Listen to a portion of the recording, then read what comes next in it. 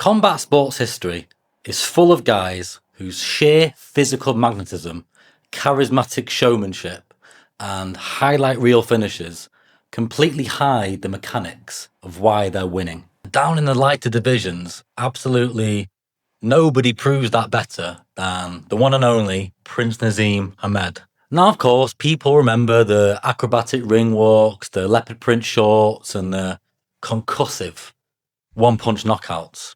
But if you actually strip away all the spectacle and the razzmatazz, you realise that his devastating power wasn't just some physical gift, a gift from Allah, as he used to tell us all himself. The real engine, the true foundation, if you like, behind his brilliance was elite, highly unorthodox footwork. We're talking about a guy with an 86% knockout ratio. At featherweight, 126 pounds, that is a statistical anomaly. He went on an 18-fight knockout streak against almost entirely top-class guys. But to understand how he actually pulled that off, you have to look at the floor of a specific gym in Sheffield, England. Literally, look down at the floor. Prince Naseem's style wasn't just him making it up and improvising as he went along. It was a very specific software, if you like, installed by the legendary trainer Brendan Ingle at the Winkerbank gym. And it was inspired by one of the fighters there called Harold Graham. So Brendan Ingle painted the wooden floor of that gym with a crazy geometry of yellow lines and red circles. And instead of teaching a traditional high guard, Ingle taught his fighters to rely on reflexes and footwork and distance control for defense. So he forced or encouraged the guys to master 5 distinct stances on those painted lines.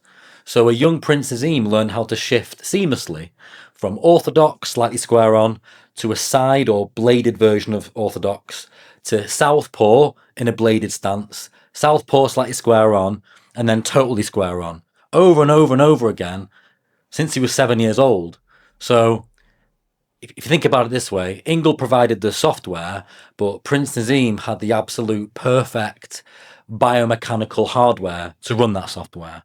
Because if you think about it, power isn't just arm strength, right? If you know boxing, you know what I mean.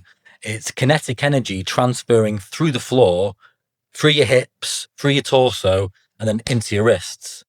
And Hamed had ridiculous hip flexibility, joint stability, in his prime, very few injuries, and that allowed him to maintain balance even when his spine was bent at weird backwards angles, right? If you've seen him fight, you know what I mean. And those kind of characteristics are often more associated, I would say, with elite martial artists who require high-level kicking mechanics. And if you combine that with very solid bone density in his wrists, he was almost like a stiff spring. And when he landed, his body didn't absorb that shot. Every ounce of that kinetic energy transferred entirely into his opponent's face, or skull, or temple. But power doesn't mean anything if you can't deliver it properly, right? And so the actual tactical genius of Prince Naseem is exemplified in one move, and that is the draw and counter. And if you've watched Prince Naseem, you'll know exactly what I'm talking about.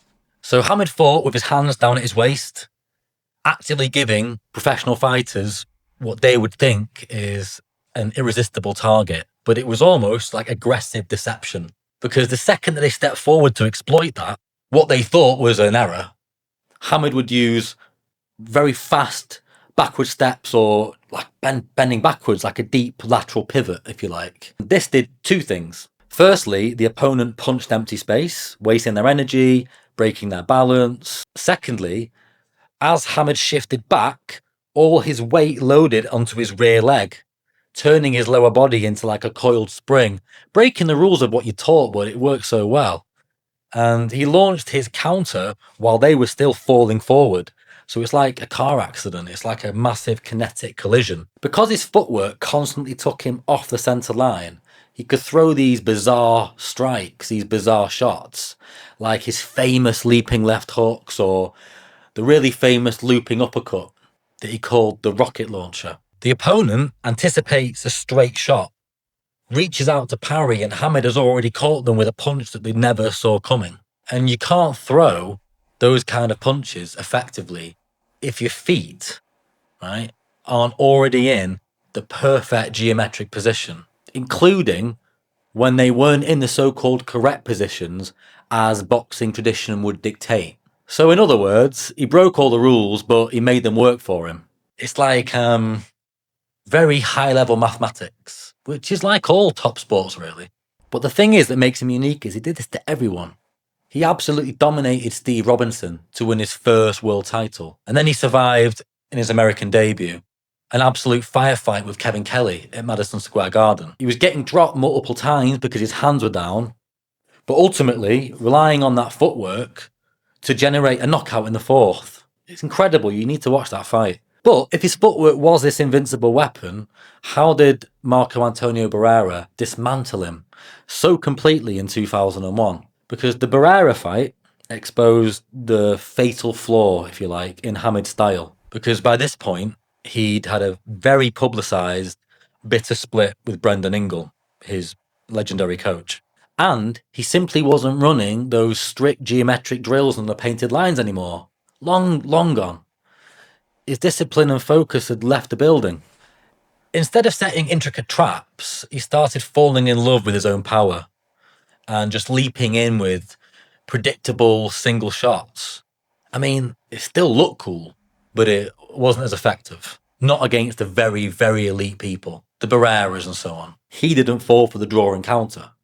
He stayed disciplined, used his own lateral footwork to step outside Hamed's lead hand and establish a stiff, educated jab. And that jab disrupted Naseem's rhythm so badly that he couldn't plant his feet to generate any power.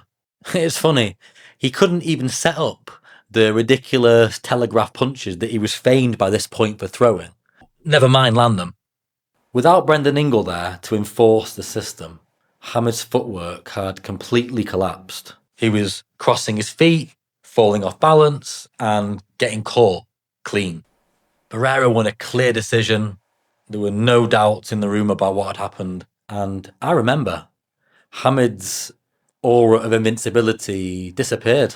But let's get one thing straight. Prince Naseem Hamed is a generational anomaly. He completely shifted the paradigm of what was defensively permissible inside a boxing ring.